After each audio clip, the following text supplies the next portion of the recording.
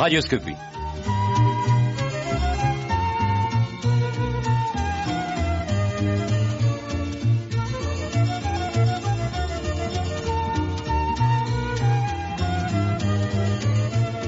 Radioscopie. Albert Demar. Jacques Chancel.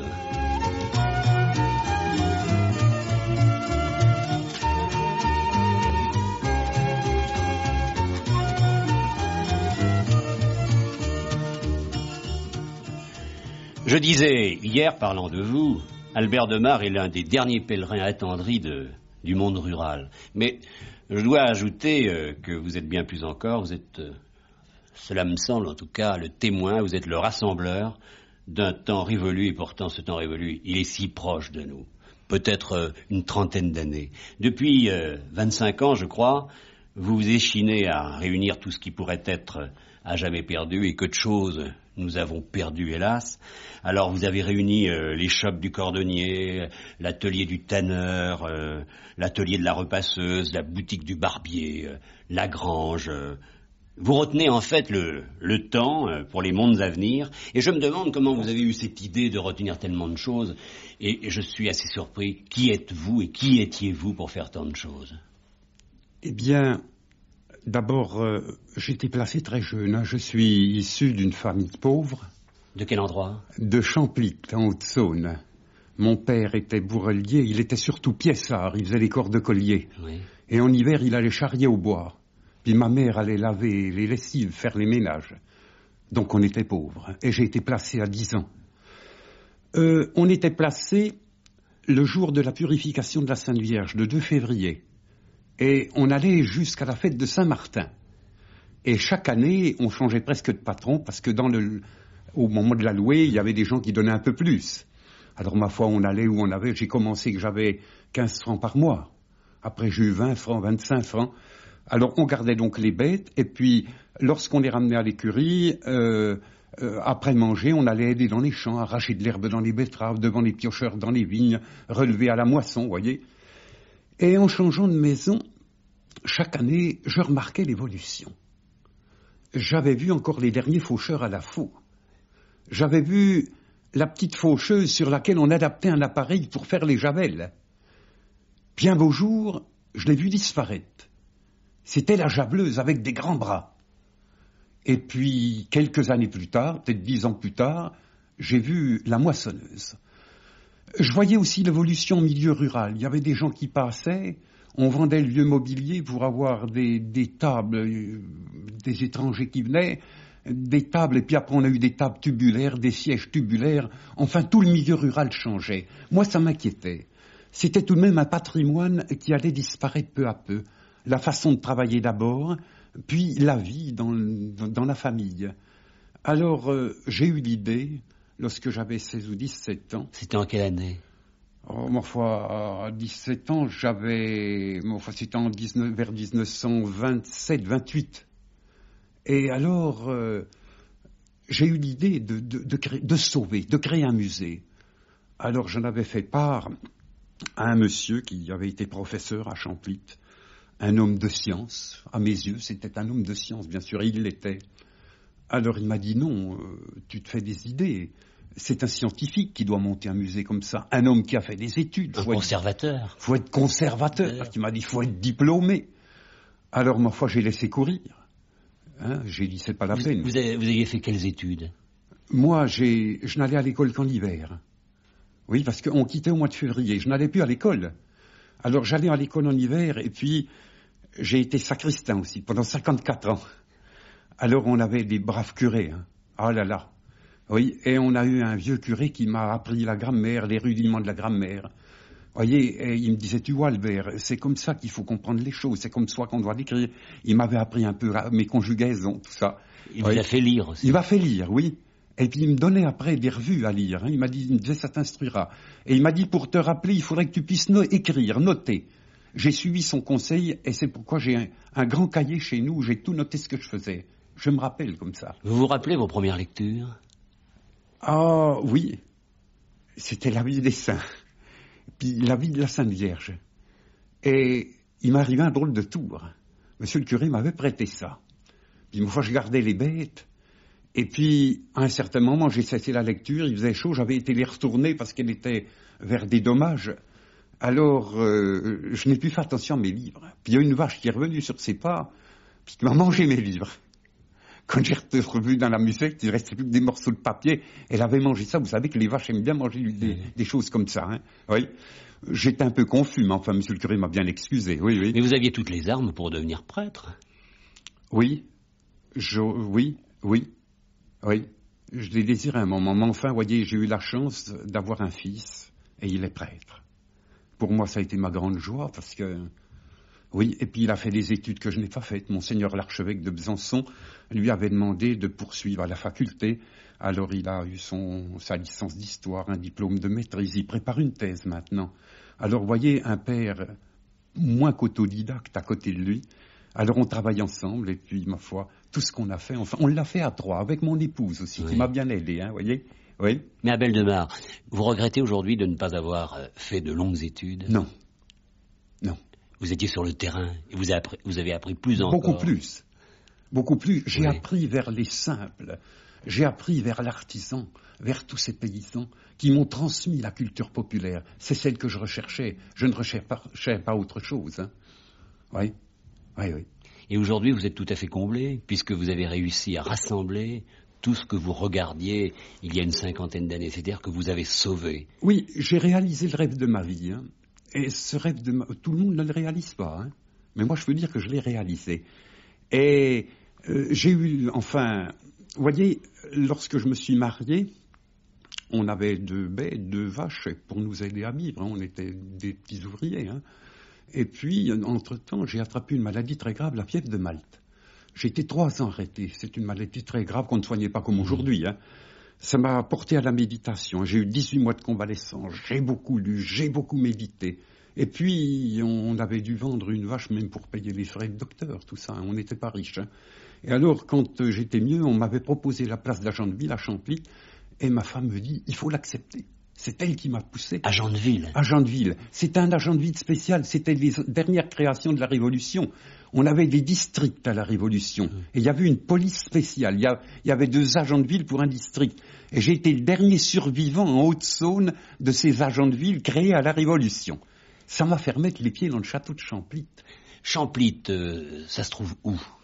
Eh bien, c'est situé à l'extrémité de la Haute-Saône. C'est pris un peu dans une tenaille contre la Bourgogne et contre la Haute-Champagne, la Haute-Marne. Nous sommes à 34 km de Langres et à 54 km de Dijon. Si bien que quand j'ai prospecté, j'ai dit que j'ai eu l'autorisation de prospecter, car ça n'est pas venu comme ça. Hein. J'ai donc entré au musée. Et au château du moins. Ma femme me dit, il faut accepter à tout prix. Puis quand j'ai eu les pieds dans le château, j'ai repensé au musée. Quelle chance d'avoir été agent de ville, parce que vous entrez dans ce château de Champlit et vous vous dites, peut-être même inconsciemment, c'est là qu'un jour se trouvera le musée. Oui. Nous rassemblerons tout ce que les gens ne savent pas qu'ils perdent. C'est ça, oui. Alors, j'ai eu d'abord un conseil municipal, le maire, le conseiller général, qui ont porté beaucoup d'intérêt à ce que je demandais. Hein. Ils ont été très compréhensifs à mes doléances. Et puis j'ai eu la chance de rencontrer M. Jean Vernier-Ruisse, qui à l'époque était inspecteur en chef des musées de province. Et ceci grâce à mademoiselle Cornillot, qui a été conservateur des musées de Besançon, qui est conservateur honoraire maintenant et qui m'a bien aidé. Qui ont compris votre enthousiasme. Qui m'ont compris tout de suite. Et M. Georges-Henri Rivière aussi, qui m'a bien suivi, que je remercie aussi du fond du cœur. Peut-on dire, Albert Demare, que vous êtes un paysan des temps traditionnels? Ah oui, je reste dans la tradition. Et vous savez qu'à l'heure actuelle, avec ce monde en mutation, on a des difficultés de maintenir la tradition. Je la vis moi-même, au jour le jour. Ah oui.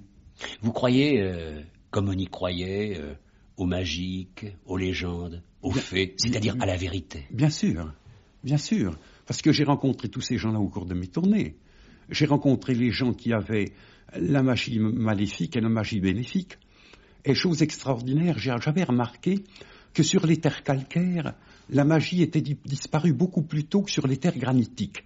Car sur ce département de la Haute-Saône, nous avons le versant méditerranéen des Vosges qui est entièrement granitique, avec les fameuses roches cristallines, les roches hercyniennes, qui sont très propices au développement de la magie. Donc nous avons encore là les deux magies vivantes. J'ai côtoyé ces gens et j'ai pu récupérer des choses intéressantes. J'ai même enseveli une femme qui pratiquait la mauvaise magie et j'ai pu récupérer son tarot magique.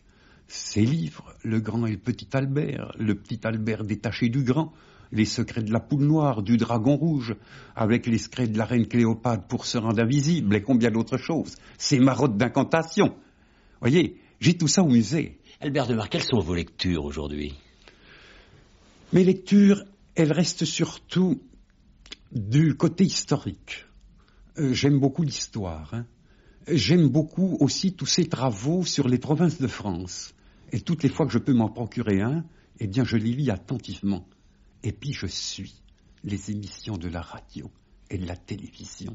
Et je suivais hier avec beaucoup d'intérêt sur Antenne 2 cette espèce de scène qu'il y a eu là, le tribunal là, avec la magie. Messieurs les jurés. Messieurs les jurés, oui. Et ça me rappelait un petit peu, j'ai vu des choses beaucoup plus réelles, moi, beaucoup plus près de ce qu'on avait dans nos régions, oui, bien sûr.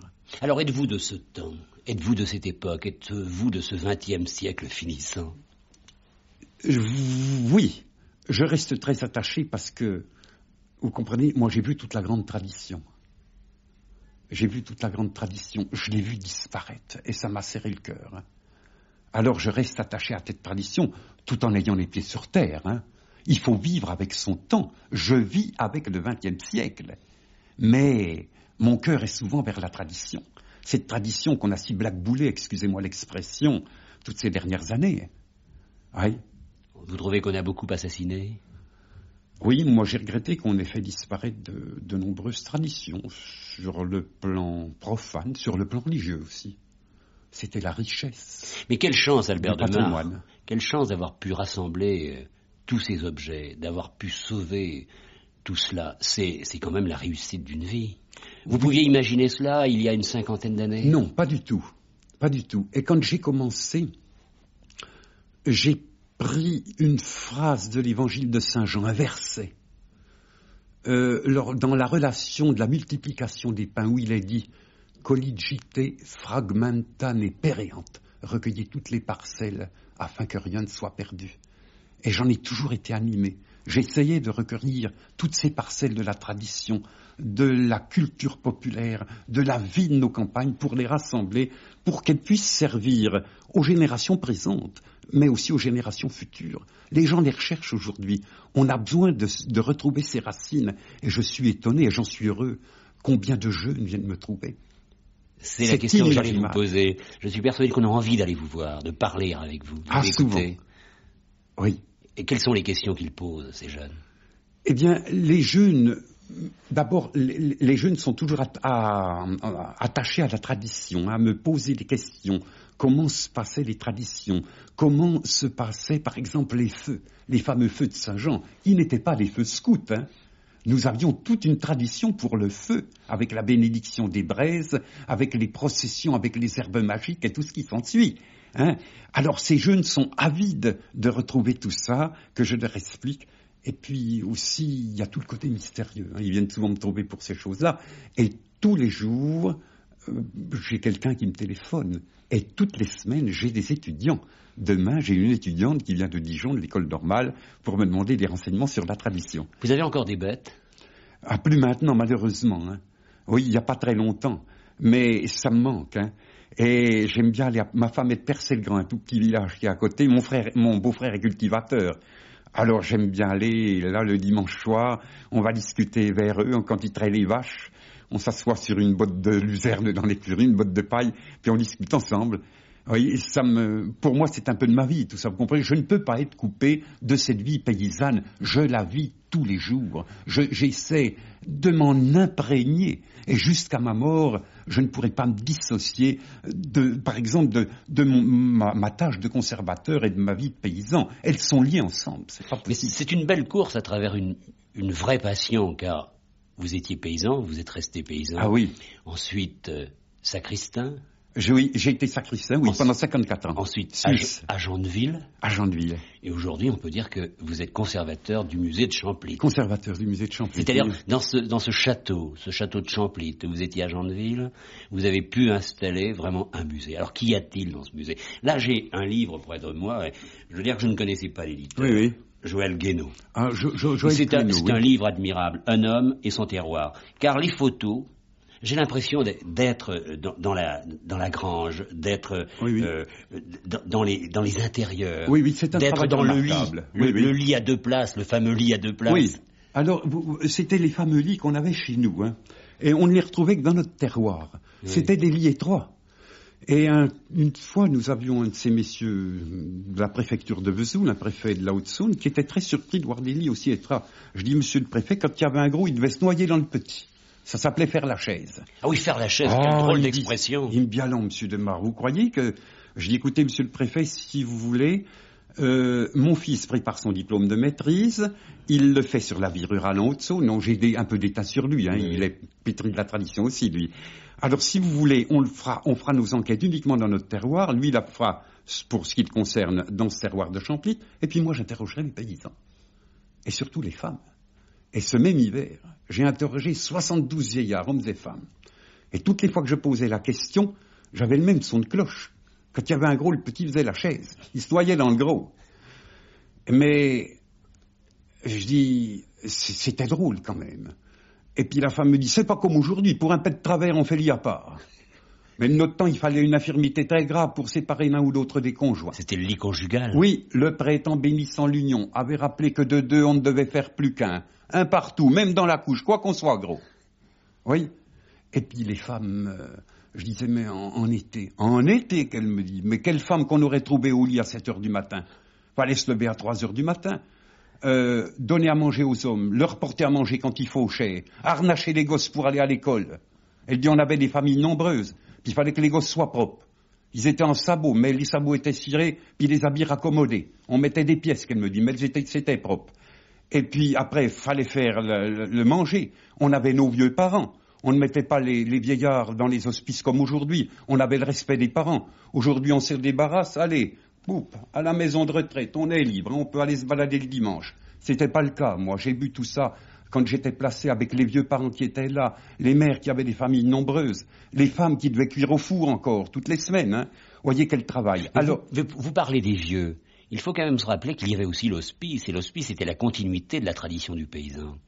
Et vous avez reconstitué un hospice aussi de la même manière? Oui. Alors l'hospice, moi, ça m'a passionné parce qu'on en avait un à Champlit, et j'ai suivi ça de près. On avait des religieuses qui étaient braves, les pauvres femmes. Oh là là, ce qu'elles ont travaillé. Hein.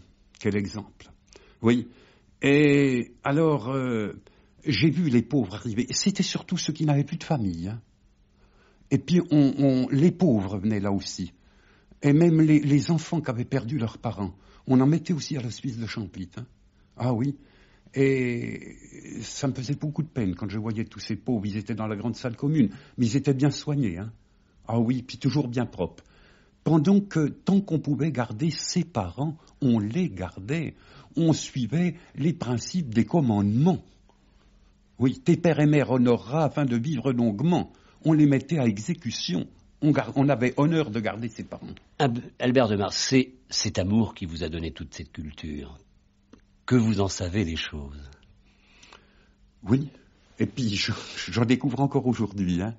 Je ne cesse de recueillir, d'essayer de... D'écouter. D'écouter. Vous voyez, dans mes tournées, avant de demander, j'aime bien dialoguer. Et il y a toujours une découverte. Sur une tradition du mariage, sur une tradition du baptême, sur une tradition des enterrements. Parce qu'on avait les grandes traditions. Moi, j'ai encore vu les dônes de mariage, les dônes des enterrements. Les dônes des enterrements, tous les pauvres venaient à la sortie du cimetière, revenaient vers la maison mortuaire, on se mettait de chaque côté de la porte, puis on tendait sa main en fermant les yeux. Hein. Alors l'ensevelisseuse avait une corbeille de monnaie, et puis ceux qui ouvraient les yeux, elle ne donnait qu'une pièce de 5 centimes.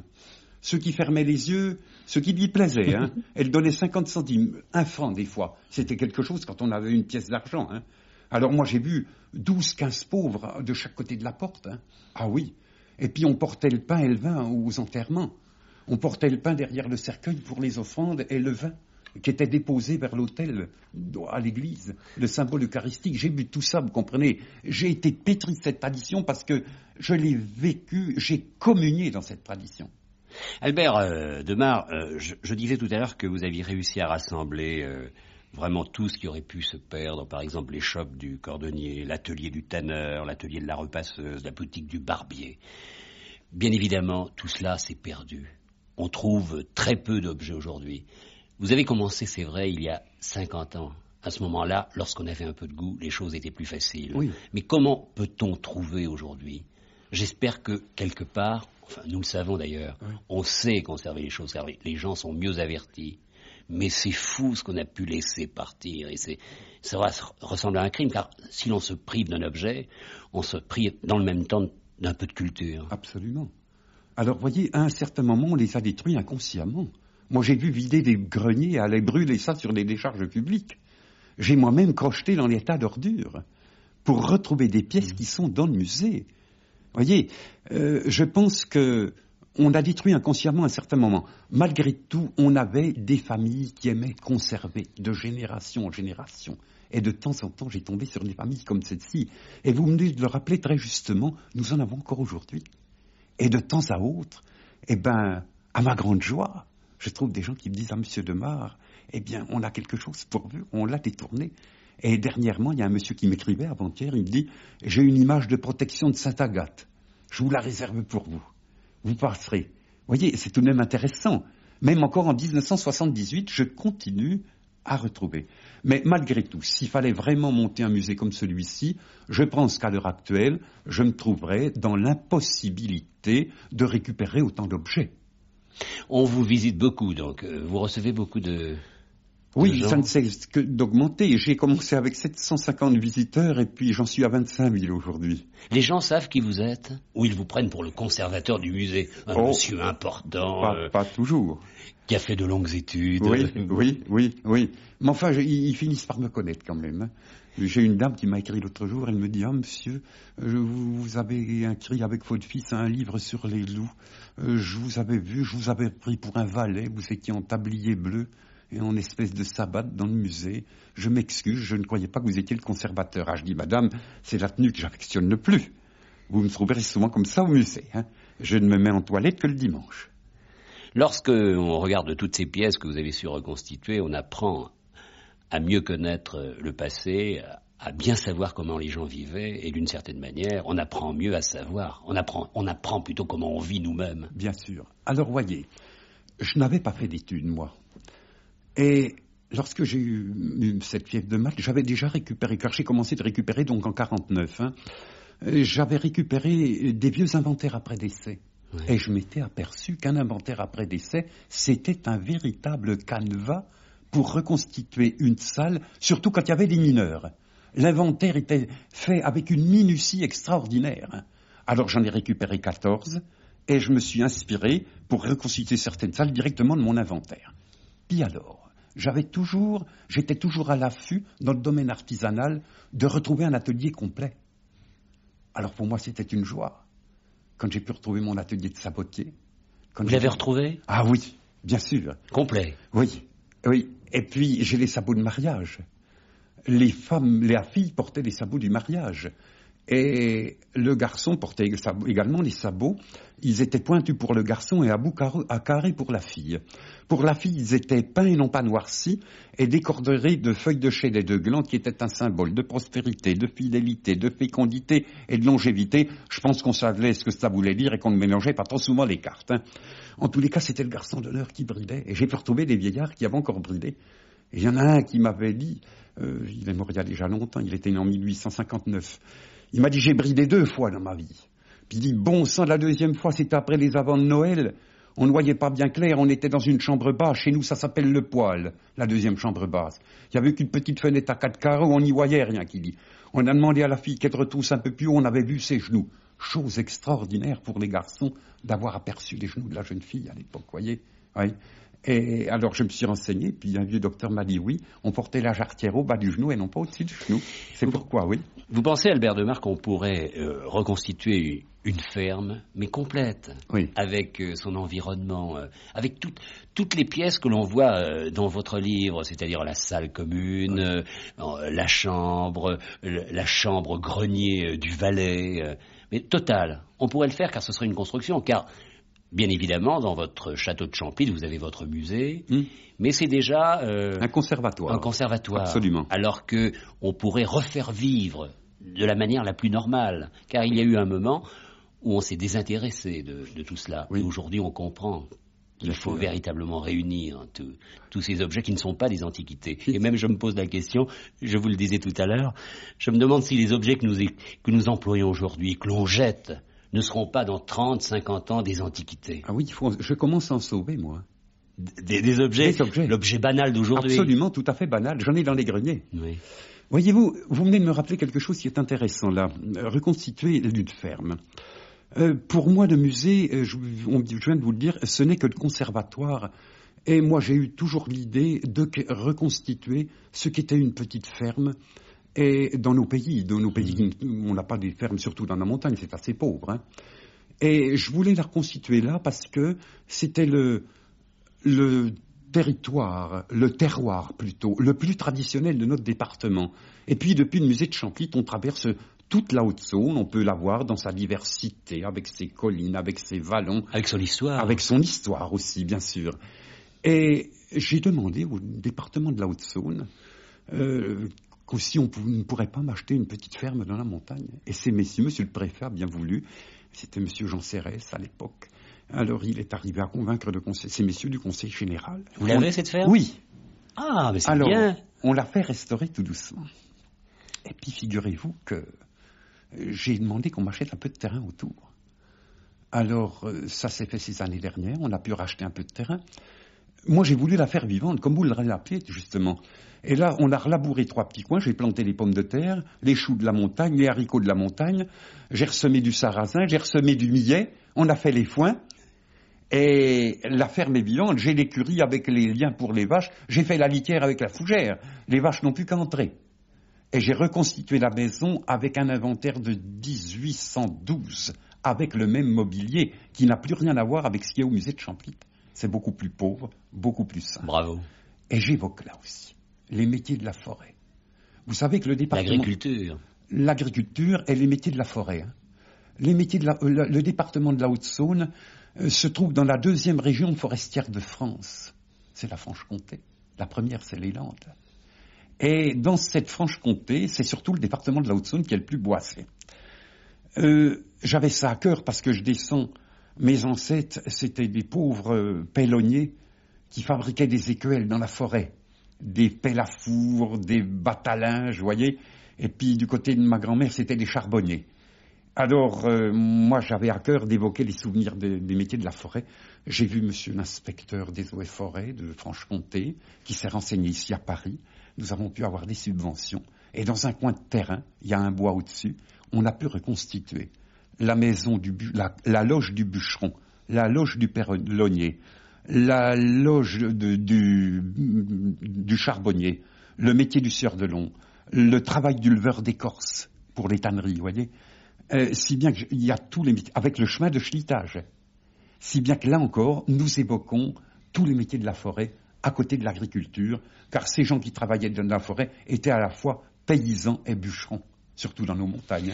Oui, vous, Albert de Mar, je vous écoute et vous avez une somme de mots que les gens de la ville, les intellectuels qui ont fait de très longues études, ne connaissent vraiment pas. Vous avez cette richesse des mots, parce que ils vous ont été apportés par les objets, par cet amour, par ce regard que vous avez sur les choses. Et j'ai l'impression que vous vous en rendez compte. Et ça, c'est la plus belle des richesses. Oui, je le ressens tous les jours. Hein. Ah oui, bien sûr. Pour moi, ça a été une belle école. On vous a aidé dès le départ, il y a une 50aine d'années, lorsque vous avez eu l'idée de fonder un musée, c'est-à-dire de réunir tous ces objets, parce que il faut de l'argent pour acheter. Regardez aujourd'hui, par exemple, une baratte, enfin, cette belle pièce dans laquelle on fait le beurre. On n'en trouve plus. Il y a seulement 20 ans, il y en avait partout. Bon, bien évidemment, si on va dans la montagne, on les trouve. Mais ces objets, il y a une 50aine d'années, représentaient déjà une richesse, mais il fallait quand même, si on les voulait, les payer. Avez-vous été aidé ? Qui vous a aidé ? D'abord, au début, je n'avais rien. Quand j'ai commencé à 49, j'ai sauvé avec mon épouse, c'est monsieur le curé de Champy qui nous conduit en tournée, là. D'abord, le costume. J'avais remarqué que le costume traditionnel était en voie de disparition, et je me suis dit, c'est ça qu'il faut sauver. Les buffets, les charrues, on en retrouvera toujours. Hein. Alors on a sauvé, nous avons monté un groupe folklorique pour sauver la tradition, non pas pour aller faire des ambassadeurs à l'étranger, aller faire les fameux voyages. C'est avant tout de sauver les traditions du terroir. Voilà ce que doit faire un groupe folklorique. Hein. Pendant qu'on oublie trop souvent ce petit détail-là. Et alors, on peut maintenir nos traditions, des grandes fêtes de Saint-Vincent, du feu de Saint-Jean, du fête du banc des vendanges, on fait encore tout ça. Puis après, j'ai pensé aux objets. Et alors, quand j'entre comme agent de ville, eh bien, c'est d'abord la municipalité, avant que ce soit le département. Le musée était sur le plan communal, hein, et j'avais 15 000 anciens francs par an. Fallait pas que je fasse de bêtises. Fallait que je chine. Vous en prentiez combien sur ces 15 000 francs par an pour faire vos achats?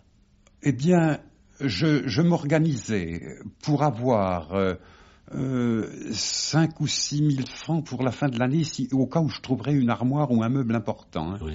Mais tout le restant, j'amenais les gens à ma dévotion. Je plaidais la cause du musée, et finalement, ils me donnaient. J'ai beaucoup de gens qui m'ont donné. Ah oui.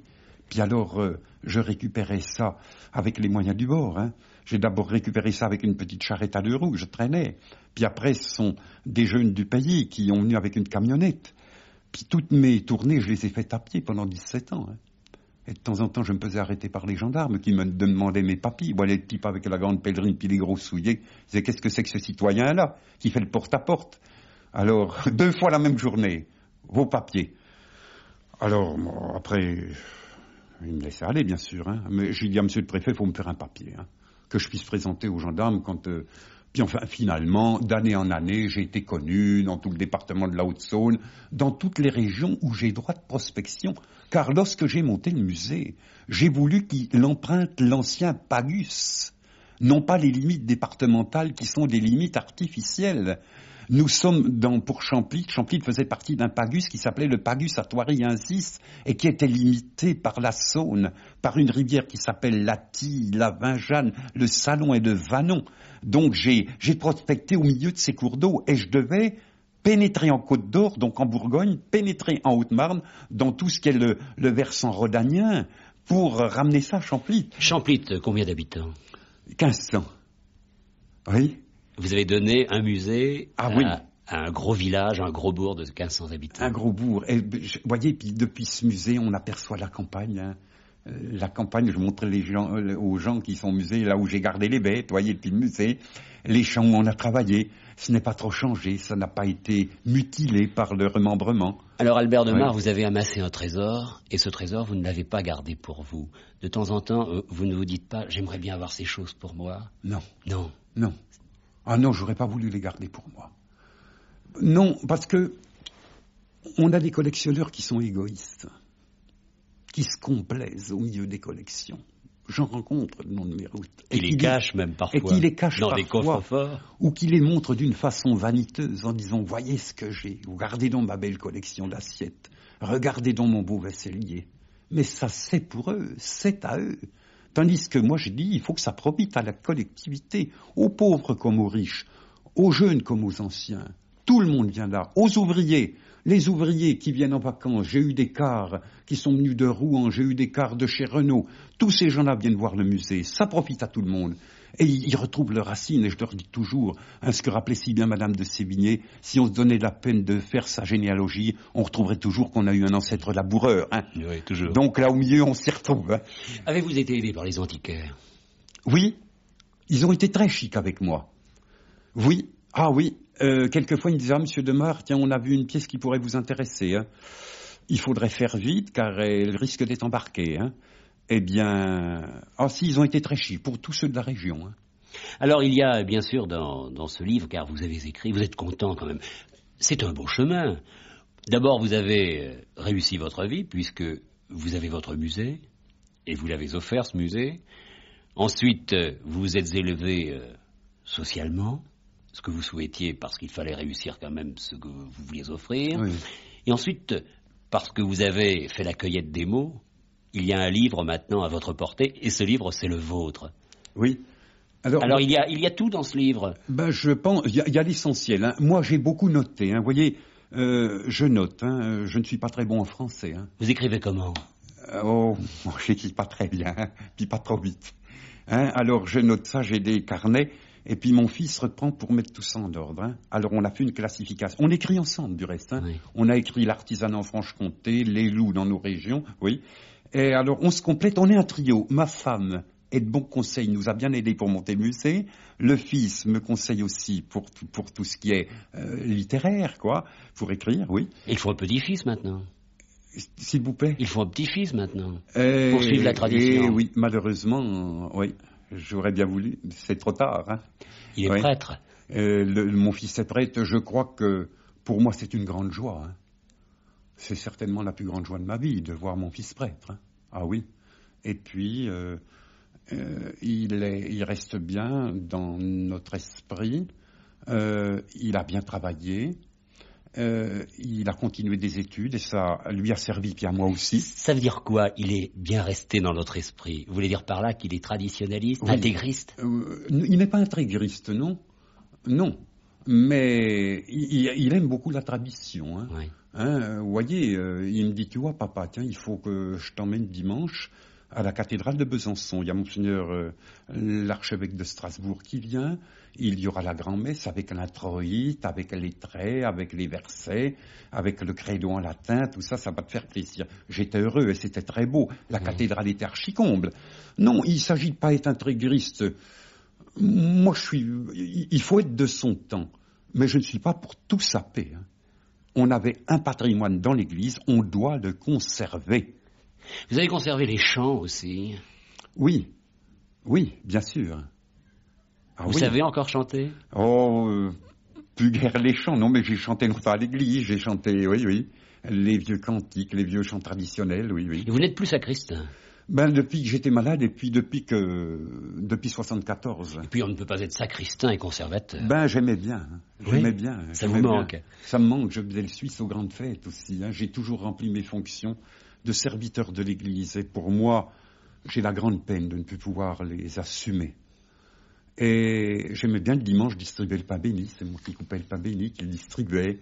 Je voyais les gens qui étaient à la grand-messe, qui l'après-midi, certaines personnes qui n'étaient pas de Champly, qui allaient venir visiter le musée. Ils me disaient, on vous a vu à la messe ce matin, c'est vous qui distribuez le pain, tout ça. Vous voyez, c'était tout de même intéressant, ça faisait un contact. Et puis, c'était une fonction que j'aimais bien. Comme les jours passent, comme les années passent, et comme les gens changent. Oui. Et je ne pense pas que le siècle nous ait grandi. On ne savait pas combien étaient belles les choses, puisqu'on s'en est séparés. Mais lorsqu'on retrouve ces photos, lorsqu'on voit ces chambres belles, avec ces lits à baldaquin, ah oui. Et il en reste très peu. Il y en a pour bien dire plus. Il y a une vieille dame qui est morte à 93 ans, il y a 2 ans.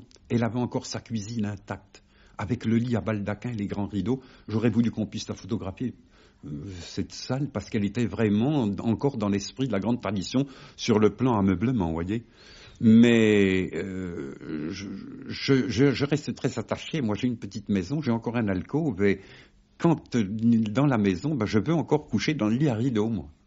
Je suis comme ça, je suis resté très près de toutes ces choses-là. Ah oui. Alors, il y a l'armoire, il y a le lit à baldaquin, le lit à 2 places, il y a la cheminée, l'importance de la cheminée. L'importance de la cheminée. Bon, je me rappelle, je faisais mes devoirs à l'intérieur de la cheminée. Ah oui, il y avait des grands auvents de cheminée, bien sûr. Ah oui. Et puis la table. Et puis la grande table. Avec le pain que l'on faisait tous les 15 jours. Avec le pain qu'on faisait tous les 15 jours. Et je ne sais pas si vous vous souvenez, mais il n'y avait que le père de famille qui avait le droit d'y toucher. Hein. Chez nous, mon père coupait le pain, maman ne touchait jamais le pain. Puis quand j'étais à maître, quand j'étais placé domestique, c'était toujours le patron. Et quand on n'avait plus de pain, on faisait un signe de la main. Alors il vous redonnait un gros morceau de pain. Puis pour les pauvres, quand il passait un pauvre, on donnait de toute la largeur de la miche, une grande tartine. Hein. Ah oui. Alors cette cheminée, justement, avec dessus le bouquet du conscrit, et on voit bien les photos. Ah oui. C'est une tradition qui s'est perdue. Ah ben c'est perdu, pour le tirage au sort. Hein. Oui. C'est complètement perdu. Mais puis on pouvait se racheter. Je connais des types qui s'étaient fait racheter à Champlit. Hein, des gens qui s'étaient fait racheter. Et, du temps de mon patron était né en 1860, il fallait 1000 francs or. Oui. Alors, c'était comme une loterie, il y avait le bon et le mauvais numéro. Hein. Et j'avais une vieille dame qui restait vers chez nous, elle me dit, mon homme avait tiré le mauvais numéro, 7 ans de service, bon sang. Il n'est venu que 2 fois en permission. Aujourd'hui, on fonce le nez, hein, quand on va presque à la porte de chez soi, puis ils sont en permission. Bon, j'en suis pas, je ne critique pas la chose, mais ils sont en permission presque tous les dimanches. Le pauvre, c'était un peu exagéré aussi, là.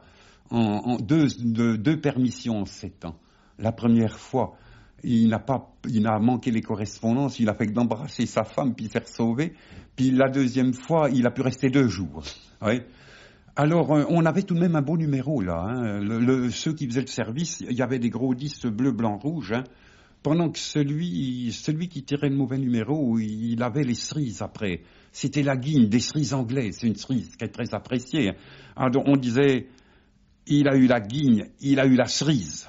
Oui, il avait eu la cerise. Alors j'ai pu retrouver un bouquet de mauvais numéros comme ça. Albert Demar, vous trouvez que les gens ont mauvais goût aujourd'hui? Quelquefois, oui. Parce que je crois qu'on peut le dire, et c'est peut-être l'ennui de certaines promotions sociales. Regardez certaines fermes. Les hommes sont montés à la ville, et lorsqu'ils redescendent de ces fermes qui étaient belles, ils font des villas. Absolument. Alors on démolit presque toute la maison avec des baies immenses, hein, avec un mobilier ultramoderne, avec les vieilles marmites dans lesquelles on faisait cuire la soupe, on y met des géraniums, ça, c'est ridicule, hein, avec les anciennes roues de chariot peintes en tricolore à la Saint-Tropez. Hein. Alors non, moi, écoutez, j'en suis énervé en faisant mes tournées de voir ça, toutes ces résidences secondaires. Hein. 8 fois sur 10, c'est le mauvais goût qui préside. Hein. C'est dommage. Hein. Je retrouve tous les objets en feuilletant toutes ces pages. Bien évidemment, les armoires dont nous parlions tout à l'heure, les horloges tellement ouvragées, les pendules, les lanternes, les girouettes. Ah oui. Et même la charrue. La charrue n'a plus le même style qu'autrefois. Sauf en certains endroits. Encore, oui. Très haut dans la montagne. Alors chez nous, dans la montagne, ils s'en servent encore. Hein. Oui. Alors on a une charrue qu'on appelle le grété. Hein. On attelle encore les vaches après. Oui. Alors c'est la charrue qui vient directement du Moyen-Âge. Elle a 2 mancherons. Hein. Nous sommes d'influence germanique là-bas. Pendant que l'influence méditerranéenne, c'est l'arrière. Hein. Qu'est-ce qu'il y a eu? Bourguignon. Oui. Les Espagnols sont passés. Les Espagnols aussi. Les Français. Oui. Les Français, oui. Mais vous êtes comtois surtout. Ah oui, bien sûr. puis bien attaché à la France. Hein. Mais enfin, on aime toute cette grande tradition hispanique hein, qui a laissé beaucoup de souvenirs aussi, bien sûr. Hein. Surtout au point de vue religieux. Vous voyez, toutes nos grandes confréries sont créées au moment où la fille de Philippe II d'Espagne était comtesse du comté de Bourgogne. Oui. Alors moi, je reste très attaché à toutes ces choses-là. Vous comprenez qu'il y ait des sectes aujourd'hui? Des gens qui se rassemblent? Oui, parce que on leur a tout enlevé.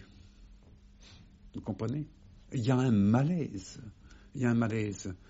Et je le regrette vivement, ça. Et on a un malaise aussi bien chez les adultes que chez les jeunes. C'est bien regrettable de voir toutes ces sectes qui se sont multipliées. Hein. Ça pose un gros problème. Hein.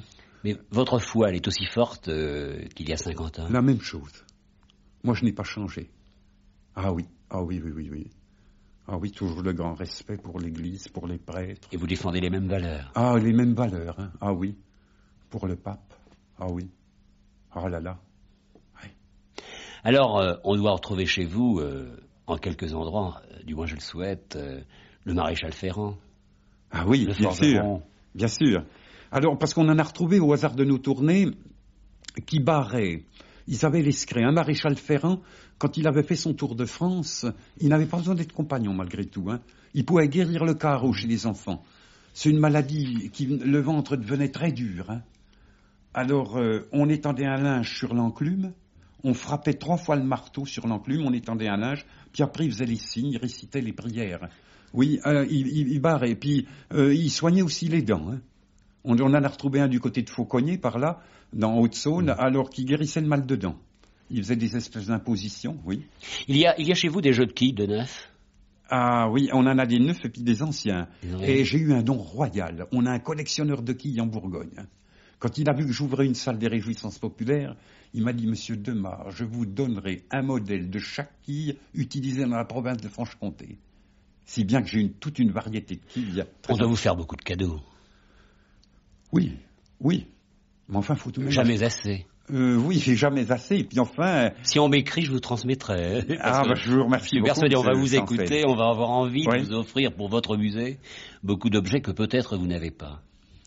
Oui, il me manque encore beaucoup de choses. Vous manque quoi, par exemple? Et pour l'instant, il me manque... je voudrais retrouver quelqu'un qui me restaure un orgue Pianella. Un orgue Pianella, les frères Beau de l'Auberçon en ont un comme ça, j'en ai un au musée. Il joue aussi bien la musique populaire que la grande musique. Oui. Alors il a besoin d'être restauré et je pense que la restauration irait assez loin. Et les objets qui vous manquent? Les objets qui me manquent, j'aurais bien voulu un petit orgue de Barbarie. J'aimais beaucoup les pauvres. Et on avait les mendiants qui venaient autrefois, qui avaient ça qui passait. Et ça me ferait plaisir, parce que j'ai évoqué toute la vie des pauvres. Depuis le mendiant, le colporteur, le fabricant d'allumettes, celui qui faisait la contrebande d'alcool, tous les pauvres, oui. Alors j'aurais bien voulu avoir l'orgue de Barbarie pour évoquer celui qui passait autrefois dans les villages, oui. J'ai cru comprendre tout à l'heure, Albert Demar, que déjà, maintenant, vous réunissiez ces objets que nous utilisons aujourd'hui, qui peut-être dans une cinquantaine d'années seront perdus. Alors quels sont les objets que vous ramassez aujourd'hui? J'ai ramassé des espèces de récipients, j'ai ramassé des vieilles cafetières, j'ai ramassé aussi des espèces de bocaux, j'ai ramassé des barattes en verre qui dataient de 1930, qu'on s'est servi à la guerre de 40, à la dernière guerre, là. Alors, toutes ces choses-là, il y en a qui les ont fait disparaître, qui les ont jetées. Les anciens porte-allumettes qu'on retrouvait dans les bistrots, vous voyez, et combien d'autres choses. Il y a des choses qui vont conserver, même dans la vaisselle. J'ai détourné de la vaisselle qui a peut-être 10-15 ans, mais je l'ai mise de côté. On sera content de la trouver dans une cinquantaine d'années. Il vous arrive parfois de faire le bilan de votre vie? Oui, j'y pense quand je ne dors pas la nuit. Hein. Oui, je repense à toute ma vie et j'aime beaucoup méditer. Hein. Et je suis heureux d'avoir enfin réalisé ma vie comme ça. Oui, en travaillant, on a été heureux avec mon épouse aussi qui m'a bien aidé. Notre fils qui nous a donné beaucoup de satisfaction. Moi, je n'en demande pas plus. Hein. Oui. Vous réclamez quelque chose quand même? Je voudrais rester encore, avoir la santé et puis rester encore quelques années au musée pour terminer ce que j'ai à terminer.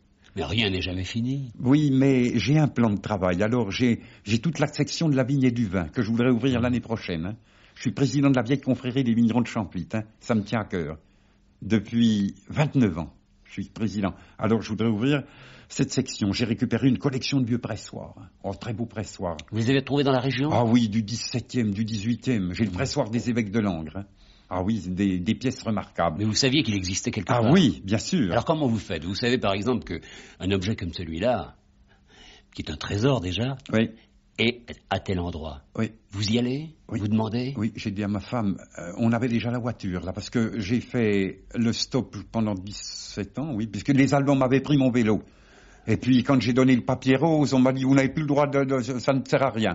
Je dis alors, c'est fini, moi, j'irai à pied. Alors, je faisais du stop, les gens montaient comme ça le long des routes. Et puis finalement, on a pu acheter une petite voiture. Ma femme m'a appris à conduire, c'est mon chauffeur. Vous ne conduisez pas? Non, parce que j'ai tant de distractions. Je regarde à droite et à gauche, je dis, tiens, on devrait photographier ce linteau-là. Voilà une vieille croix qui est en mauvais état, faudrait descendre puis aller voir le maire pour qu'il la restaure, qu'il ne la laisse pas tomber, on ne doit pas laisser disparaître les croix. Et puis tout un tas de choses comme ça, je prends des notes aussi, et puis on photographie de temps en temps, qu'on a encore une scène typique au milieu des champs. Albert Demar, soyez tout à fait franc. Si vous rencontrez un très bel objet qui vous plaît, vous pourriez aller jusqu'à le voler? Non. Non, quand même. Oh non, oh non. Oh non, oh non. Non. J'ai dit une énormité, là, non? Non, pas du tout, monsieur Chancel. Non, je suis bien content que vous ayez posé la question. Non, je dirais pas jusque-là. Hein. Mais enfin, je le désirerais vivement, hein. Ça, il n'y a pas de doute. Hein, mais ça s'arrêterait là. Donc aujourd'hui, Champlit, ce château dans lequel vous étiez agent de ville, et où vous êtes aujourd'hui conservateur, est vraiment la somme de toute une civilisation rurale. Absolument. Ah oui. J'ai tout l'éventail. Et les gens comprennent lorsqu'ils viennent, ils oui. savent que l'on vivait comme ça. Ah oui. Tout le monde s'y remet tout de suite. Hein. S'y remet tout de suite. Oui. Mais on a beaucoup oublié. Évidemment. Vous avez une catégorie qui n'a pas oublié. Et une autre catégorie qui, pour elle, la visite du musée est une véritable redécouverte de la vie d'autrefois, si on peut dire. Hein. Puis vous savez, on a également fait comprendre aux paysans qu'il fallait qu'ils s'agrandissent, Ah là là, qu'ils modernisent leur maison. inimaginable. On leur a fait perdre un peu de leur essence. Ah, absolument. On a, avec tout l'agrandissement de l'habitat agricole, vous voyez, on a tout saccagé, on a tout transformé nos villages, on nous a mis des hangars métalliques. Moi, je voudrais bien qu'on peigne un peu ces hangars, ou tout au moins en espèce de couleur terre cuite, couleur des briques, que ce ne soit pas trop choquant. Il faut vivre avec son temps, ils sont nécessaires aux paysans. Moi, je ne suis pas contre ça. Mais voyez, puis ce que je regrette, eh bien, c'est qu'on construise autour de nos villages, puis qu'on laisse tomber nos vieilles maisons au milieu des villages. Nos villages qui étaient si beaux, qui remontaient des fois au Xe, XIe siècle, après cette grande période de barbares. Alors, on laisse tomber ça. Moi, je le regrette vivement. Je suis persuadé que votre père et votre mère seraient très heureux de voir ce que vous avez réalisé. Oui, j'y pense souvent. J'ai des larmes aux yeux, quelquefois. Oui. Surtout ma mère, qui m'avait choyé. J'étais le dernier. Elle avait eu beaucoup de peine. J'avais eu un frère gravement blessé à la guerre. Il est mort de ses blessures. J'ai eu un frère de tué à 19 ans et demi à la guerre de 14-18. Mon père qui était sur le front aussi, tout ça, vous voyez. J'ai été choyé par ma mère. J'étais le plus jeune. Et je me dis, si elle me voyait, combien elle serait heureuse. Ouais. Il a réussi, le petit, à le dire. Je pense, oui. Quel avenir vous donnez maintenant, Albert de Mar? Parce que je suis persuadé que vous n'en avez pas fini, je le disais à l'instant. Non, Il y a le musée de Champly. Oui. Il y a la ferme. La montagne, oui. Dans la montagne. La montagne, oui. Et puis, vous savez qu'en France, tout va par trois. Alors, il faut imaginer qu'il y a quelque part une troisième chose à faire, importante. Oui, alors, mais laquelle? Figurez-vous, on a une petite messe dans un village à côté, en Haute-Marne, à Montsaujon. C'est un village, c'est là que j'ai commencé mes tournées. Puis elle me dit, tu vois, tu vas aller là, puis tu vas encore monter quelque chose. Non, je veux pas tout de même monter 3 choses. Parce que j'ai tout de même encore du travail. On a encore la salle du vêtement, la salle sur les loups, une salle complète sur la magie, une salle sur les moyens de communication, une salle sur la panification. Nous avons à remonter dans le musée de la montagne un ancien moulin de la fin du XVIe siècle, une ancienne scierie. J'ai du pain sur la planche, je ne m'ennuie pas. Je vais sur 69 ans. On a des gens qui sont à la retraite qui disent « Oh là là, si c'est pénible d'être en retraite. » Moi, je pense pas jamais être en retraite. Alors, j'y pense pas du tout. Il faut avoir un idéal, il faut avoir une activité. Le jour où l'homme n'a plus d'activité, s'il doit se recycler dans une vie comme ça, 8 fois sur 10, ça ne réussit pas. Et puis, vous avez la chance de vivre au rythme des saisons. Ah oui, alors ça n'a pas de prix. Ça n'a pas de prix. Vous voyez, hier, j'étais dans les champs, je regardais... je voulais arracher des rejets de pruniers, pour les replanter. Je regardais tout ça, je dis tiens, il faudra que je vienne faucarder là.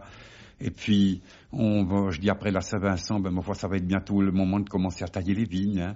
Et puis, on va repartir. Et puis, quand je vais en tournée, eh bien, je revois les gens avec les travaux saisonniers, ce que j'ai fait autrefois, les premières fleurs, les anémones pascales, qu'on appelle les alléluia. C'est le prélude du printemps. Ouais. Puis après, toutes les orchidées qu'on trouve dans la campagne. J'aime bien m'arrêter auprès des fleurs aussi, les oiseaux. Je suis un passionné des oiseaux. Vous parlez avec eux? Ah oui. Puis on leur donne à manger tous les jours. On en a 50 qui viennent manger chez nous. Devant chez nous, j'ai mis une petite boîte. Alors j'ai des verdiers, j'ai des moineaux, j'ai des tourterelles, j'ai des citelles, on a de tout. Et puis dans la montagne, la même chose. Et dans la montagne, quand on arrive, ils nous appellent. Ils disent, tiens, les voilà. Alors, je dis à ma femme, faut tout de suite qu'on leur donne à manger. Vous voyez, c'est tout de même intéressant, toute cette vie rurale, cette vie simple, cette vie rustique. Voilà. Pas de vacances? Non, jamais. J'en ai jamais pris. Vous êtes toujours en vacances? Toujours en vacances, absolument. Oui, c'est vrai. Merci, Albert de Mar. Je suis persuadé qu'on vous a bien écouté, qu'on vous a bien suivi, et je sais que nous aurons beaucoup de lettres, et je me ferai un bonheur de vous les transmettre. Je voudrais simplement rappeler que un livre vous accompagne dans cette vie, j'en donne le titre, Un homme et son terroir, et il est beau parce qu'il raconte l'histoire d'un bourg, d'un village, l'histoire de votre musée, et il paraît chez un éditeur, pas de ces multinationales, mais je donne le nom, l'éditeur Joël Guénaud. Merci Albert de Mar, à très bientôt, je l'espère.